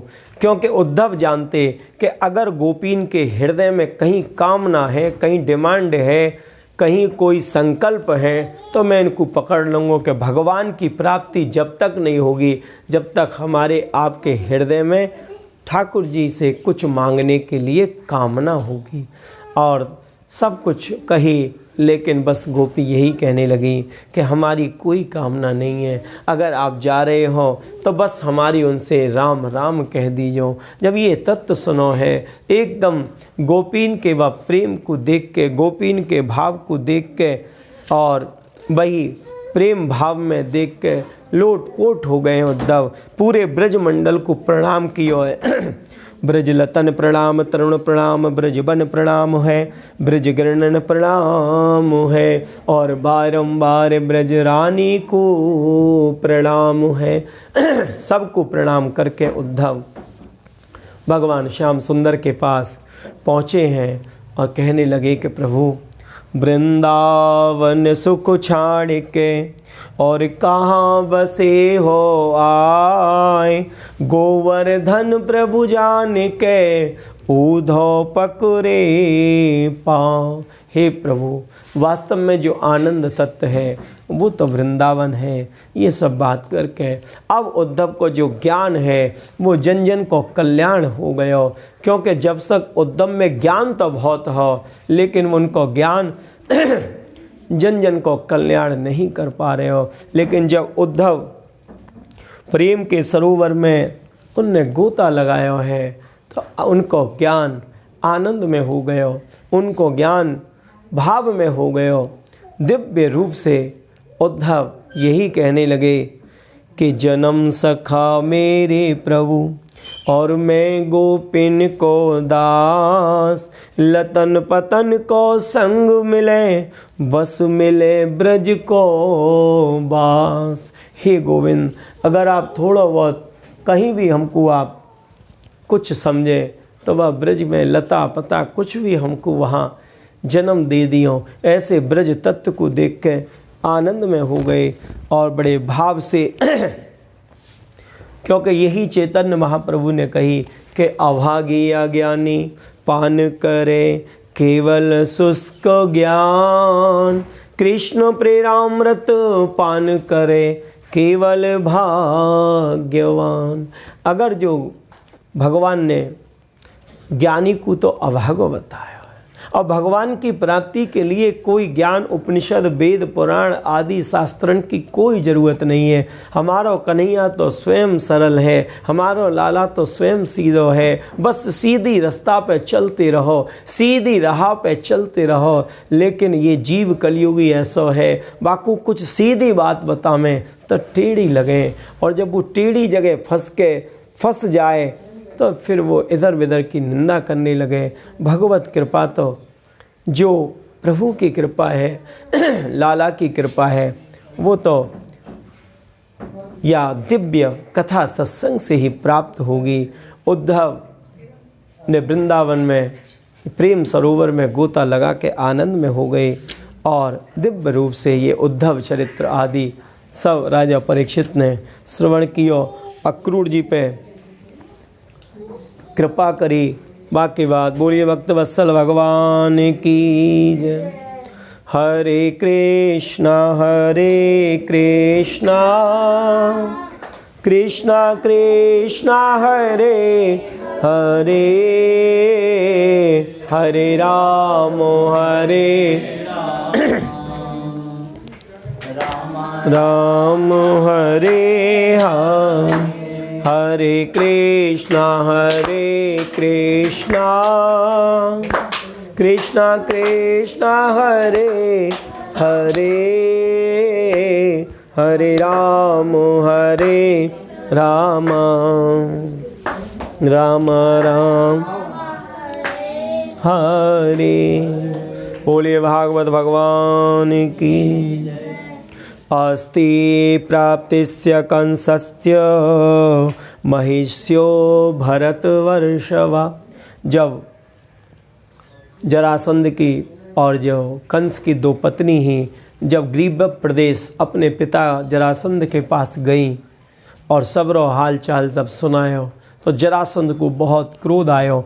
23 अक्षौणी सेना को लेके और चारों तरफ से मथुरा पे आक्रमण कर दिया है। इधर उग्रसेन आदि विचलित होने लगे कि कहाँ गए दोनों कृष्ण बलराम। भगवान ठुमुक ठुमुक करके आ रहे और जैसे ही कही कि अरे तुम इधर उधर घूम रहे हो, यहाँ जरासंध ने आक्रमण कर दिया। भगवान प्रहर्षि गोविंद भगवान मुस्कुरा के कहने लगे, आप महाराज कोई घबराओ मत, सब ठीक हो जाएगा। और रथ पे आरूढ़ होकर दिव्य कृष्ण बलराम ने दिव्य युद्ध किया है और धीरे धीरे 17 बार जरासंध ने आक्रमण किया। भगवान ने बार बार बाकू परास्त किया, बाकी सेना को संहार किया। और जब 18वीं बार कालियावन को लेके आए हैं तो भगवान बलभद्र को दाव लगो है और जैसे ही जरासंध को मारने को है सोई हल पे कन्हैया लटक गए। दादा या को मत मारो, दादा या को मत मारो। और यही चक्कर में जरासंध फिर छूट गयो। फिर वो कालियावन को लेके आयो। इधर बलभद्र कहने लगे सभा में कि आज हम या जरासंध को ख़त्म कर देते, लेकिन या कन्हैया ने वाकू छुड़वा दियो। तुरंत भगवान कहने लगे कि दादा हमारा अवतार क्यों भयो है, हम क्यों आए हैं। अरे हमारी कोई नाक नहीं कटी है, हमारी एक ही आन बान शान है कि इन संत महात्मान को आशीर्वाद बनो रहे, शांति बनी रहे, पृथ्वी को धीरे धीरे बोझ कम होता चलो जाए। क्योंकि अभी से ही हम जरासंध को मार देंगे तो फिर दुष्टन को कहाँ से पकड़ पकड़ के लाएंगे। अरे जरासंध ये फिर हार गयो, फिर आवेगो और जाके संग फिर दुष्ट आएंगे। धीरे धीरे करके हम दुष्टन को संहार करेंगे, या प्रकार से पृथ्वी को बोझ भी कम होगा। दादा या में कोई नाक कटने की बात नहीं है। भगवान हमको आपको बड़ी सुंदर शिक्षा दे रहे हैं कि जैसे हम और आप भी बड़ी अपनी बेर बेर व्यवहार जगत में न कोई ने बुलाया नहीं, फ़ोन नहीं किया, मैसेज नहीं भेजो, तो बस ये समझो कि हमारी तो नाक कट गई साहब, हम कैसे जाएंगे वहाँ। उनने फ़ोन भी नहीं करो, उनने बुलाया भी नहीं। अरे भैया तुम्हारी नाक वही के गाजर मूली वही जो बेर बेर कट रही है। और भगवान इधर कह रहे हैं कि हमारी कोई नाक नहीं कटी है। आन बान शान ये सब और देवन को आशीर्वाद बनो रहे, संतन की जो संकल्प हैं वो पूर्ण होते रहें और पृथ्वी को जो बहार है वो कम हो जाए, यही हमारी आन बान शान है। या प्रकार से फिर कालियावन आयो और भगवान आगे आगे भगवान जीत रहे। लेकिन सुखदेव जी कहने लगे कि राजन जीतते जीतते भगवान एकदम दौड़े हैं। कालियावन प्रसन्न होकर कहने लगो, अरे दुष्ट तू कहाँ तक भगेगो, आज मैं तो को नहीं छोड़ूंगा। और भगवान दौड़ते दौड़ते मुचकुंद की गुफा में प्रवेश कर गए, जहाँ मुचकुंद ऋषि सो रहे। भगवान ने अपना पीर और पीताम्बर उनको उड़ा दिया और जैसे ही गुफा में दुबक गए, सामने कालियावन आयो और आँख खोल के जैसे ही देखो कि दुष्ट तुम यहाँ दुपट्टा तान के सो गए हो, एक लात को प्रहार किया। उनकी दिव्य दृष्टि पड़ी है, वहीं कालियावन भस्म हो गया और वही दिन से भगवान को नाम रणछोड़ पड़ गया। बोलिए रणछोड़ भगवान की जय। या प्रकार से दिव्य भगवान की कथाएं। और इधर सुखदेव जी कहने लगे कि सबसे पहले भगवान बलभद्र को विवाह भयो है। अनर्ताधिपते श्रीमान रेवतो रेवती सुताम।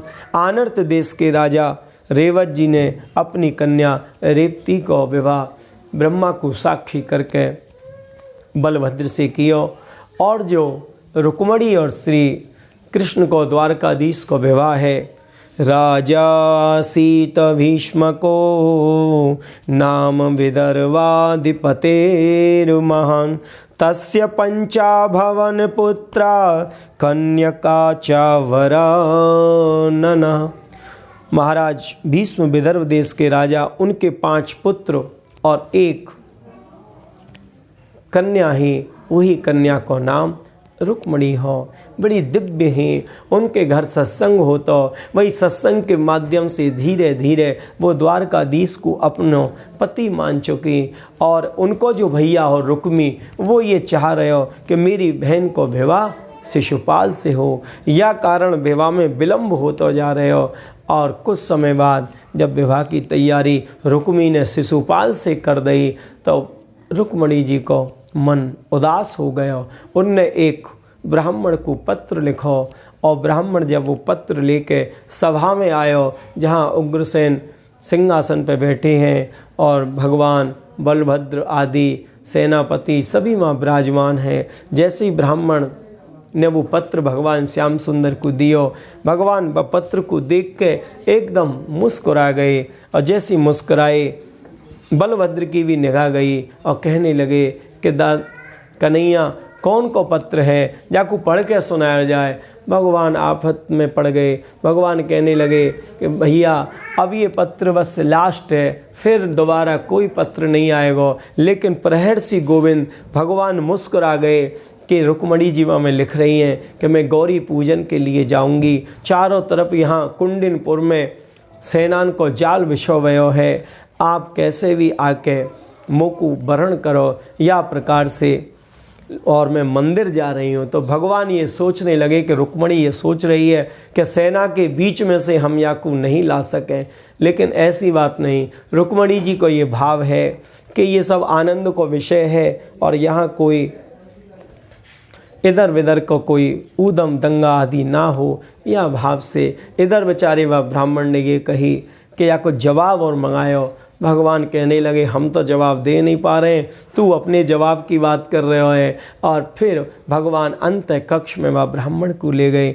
दिव्य उनके चरण धोए हैं, और 56 भोग और 36 व्यंजन उनको पान कराए हैं। ब्राह्मण को खुश करके भेजो है, और यही कही ओम वृतेन दीक्षा मापनोति दीक्षा मापनोति दक्षिणाम दक्षिणा श्रद्धा मापनोति श्रद्धा सत्या माप्यते। वो व्रत, वो पूजन, वो हवन, वो कथा, वो कीर्तन, वो पाठ, वो दर्शन आदि जब तक पूर्ण नहीं होए, जब तक वहाँ में दक्षिणा ना हो। और दक्षिणा कौन सी? श्रद्धा मापनोति, श्रद्धा के द्वारा दी वही दक्षिणा। या प्रकार से ब्राह्मण को सम्मान करके फिर ब्राह्मण पहुँचे हैं। और जब ब्राह्मण पहुँचे, रुक्मणी जी कहने लगी कि प्रभु ने कहा कही है। ब्राह्मण बोल नहीं पा रहा है। रुक्मणी जी समझ गई, और एक कंगन जैसे ही ब्राह्मण को दियो है, और बा में करंट आयो, और कहने लगो कि आप चिंता मत करो, भगवान निश्चित आएंगे, निश्चित आएंगे। जबकि भगवान की इतनी वार्तालाप नहीं हुई है,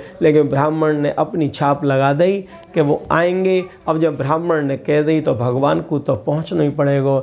या प्रकार से कुंडिनपुर चारों तरफ सेनान को जाल बिछ रहे। धीरे धीरे रुक्मणी गौरी पूजन के लिए जा रही हैं। 4 सखी दाईं तरफ हैं, 4 सखी बाईं तरफ है, ठुमुक ठुमुक करके चलती जा रही हैं कि देखो तो चहु और दूरे और पासा, टूट गई सब मन की आशा, निज उदास मन पूजन कीनो, चरण पकड़ संकल्प ये लीनो।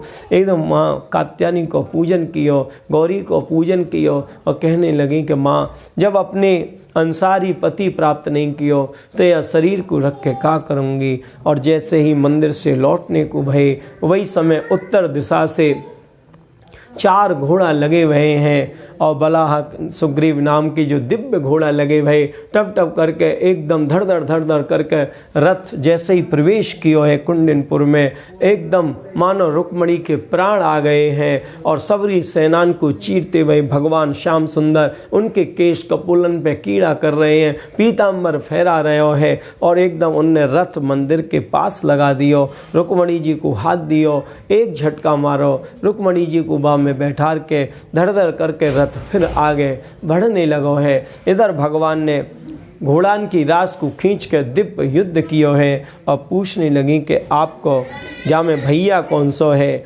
जैसे ही रुक्मी हाथ में आयो भगवान समझ गए, तलवार निकाल के जैसे ही मारने को वही तुरंत रुक्मणी जी कहने लगी, योगेश्वरा प्रियात्मनम देव देव जगतपते हंतुर्नारहसी कल्याणम भ्रातरम मे महाभुजा।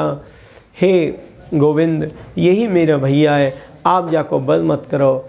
भगवान ने लात मार के मुंडन करके बाकू छोड़ दियो कि अब तो अपनी बहन के कारण बच गयो है और आगे फिर तुम नहीं बच पाओगे। या प्रकार से भगवान रुक्मणी जी को लेकर द्वारका की तरफ प्रस्थान कर गए। इधर छोटी सी सेना लेकर बलभद्र आ रहे, क्योंकि वो समझ गए द्वारका में जो पत्र आयो कि कोई ना कोई भगवान लीला करेंगे। इधर बलभद्र फिर दिव्य युद्ध करने लगे। द्वारकाधीश में पहुँच के आदि जनता, कन्या पक्ष आदि वर पक्ष दिव्य अग्नि को प्रज्वलित करके और वेद मंत्रण के द्वारा भगवान द्वारकाधीश को विवाह रुक्मणी जी के साथ भयो। बोलिए भक्तवत्सल भगवान की जय। आज की कथा प्रवचन यहीं अपनी वाणी को विराम दें। अब सुंदर थोड़ा ठाकुर जी को भजन, फिर आरती और फिर प्रसाद लेकर अपने घर प्रस्थान करेंगे। बोलिए द्वारकाधीश भगवान की जय।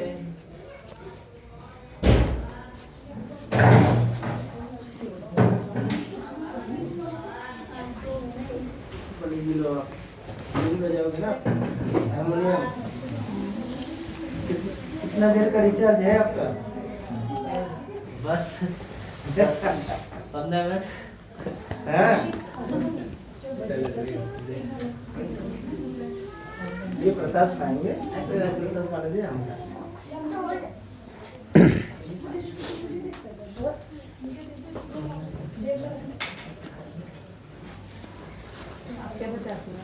सुनाओ साहब पंडित जी फटाफट। क्यों?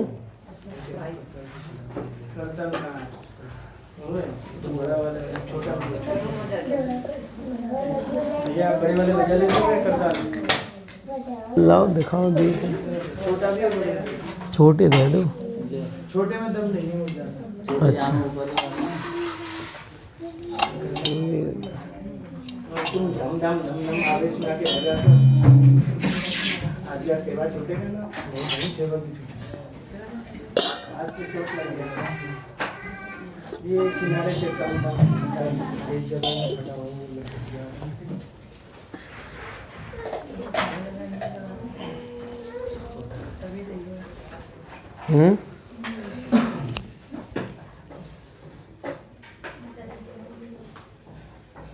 पहले महामंत्र से शुरू किया गया है।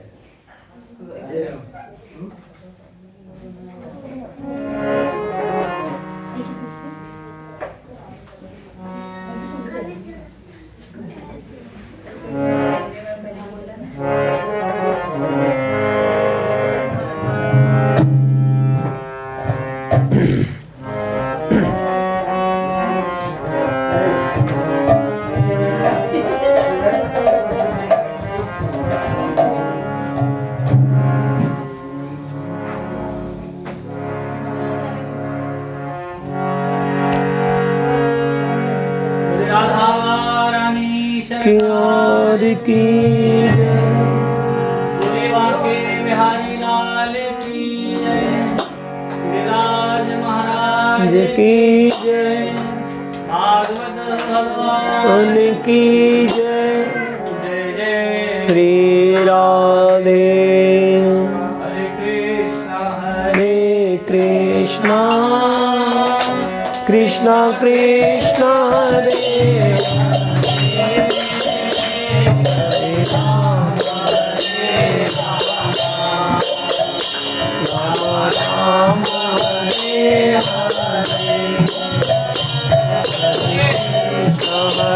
Hare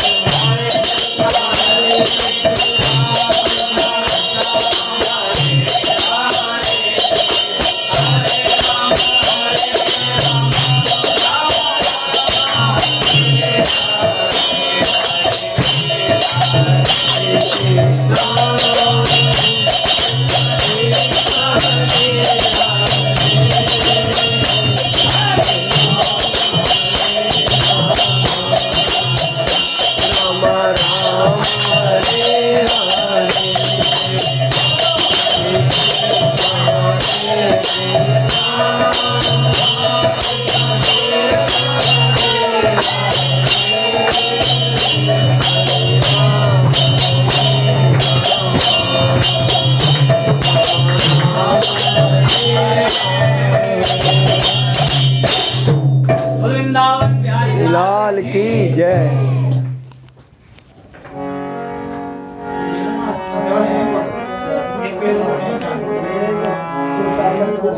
छोटा वाला ले लो भैया। हाँ गाओ गाओ, कोई बात नहीं, गाओ। कौन छोटे वाले गाना? छोटे वाले लो।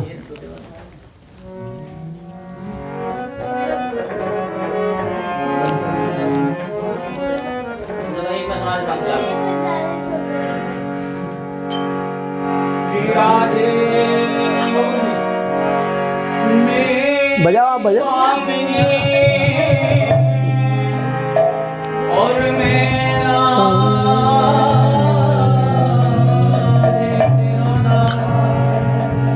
जन्म जन्म दे जियो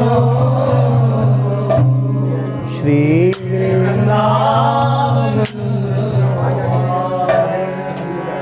राधा रानी हमारी फूलों में, राधा रानी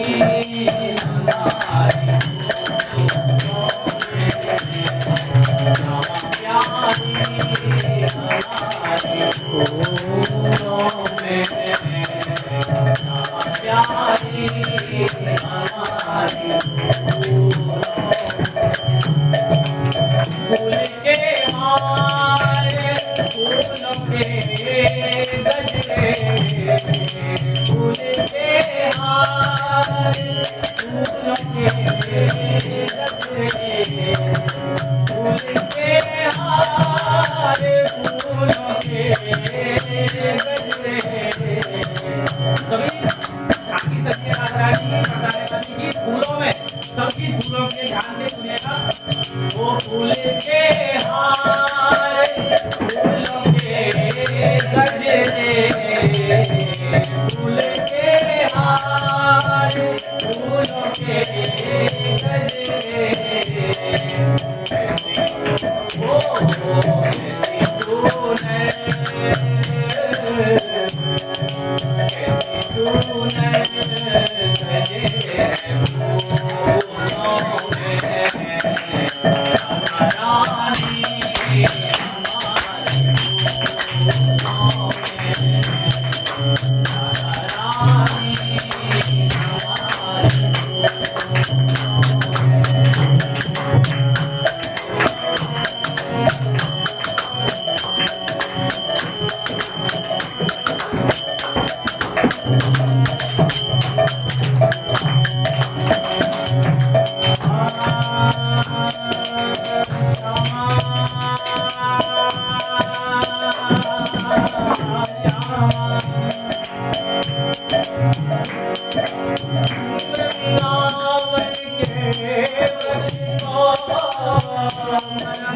जाने कोई डाल डाल और पात पात पे राधे राधे होए राधे राधे होए राधे राधे होए रानी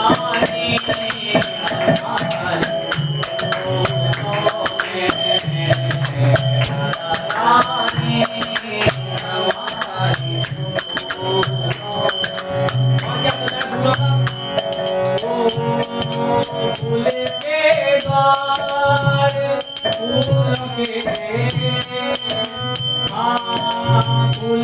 गाए फूल के गजरे फूल के गाए फूल के गजरे और कैसे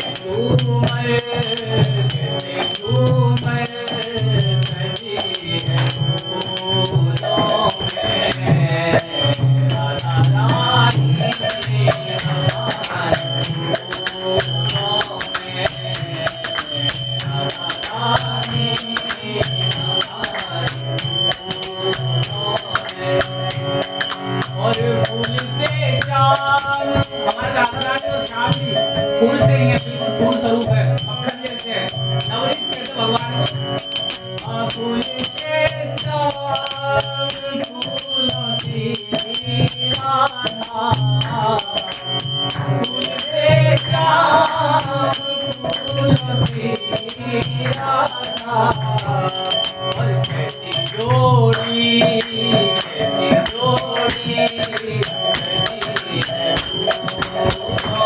में राधा रानी हमारी फूलों में राधा रानी हमारी फूलों ओ श्यामा प्यारी हमारी फूलों में राधा रानी हमारी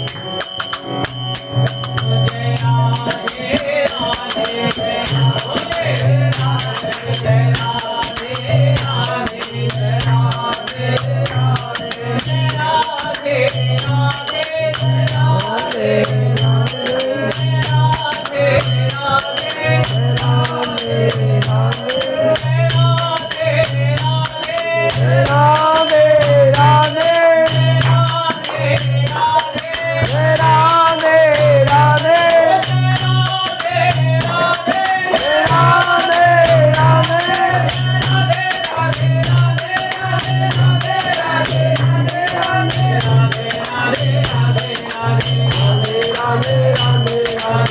जय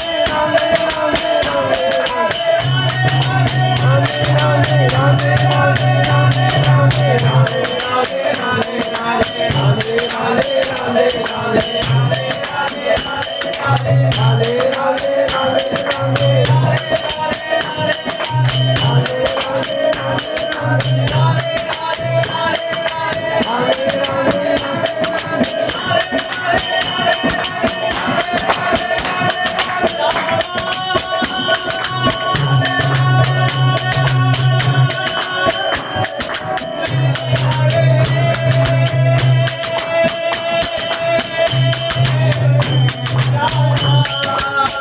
राधे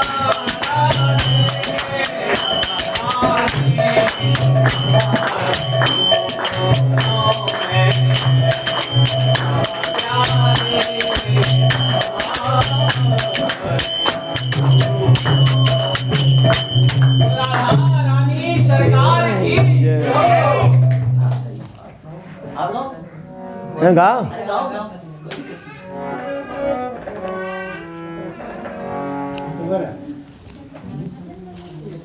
पहले मन चल कर दो।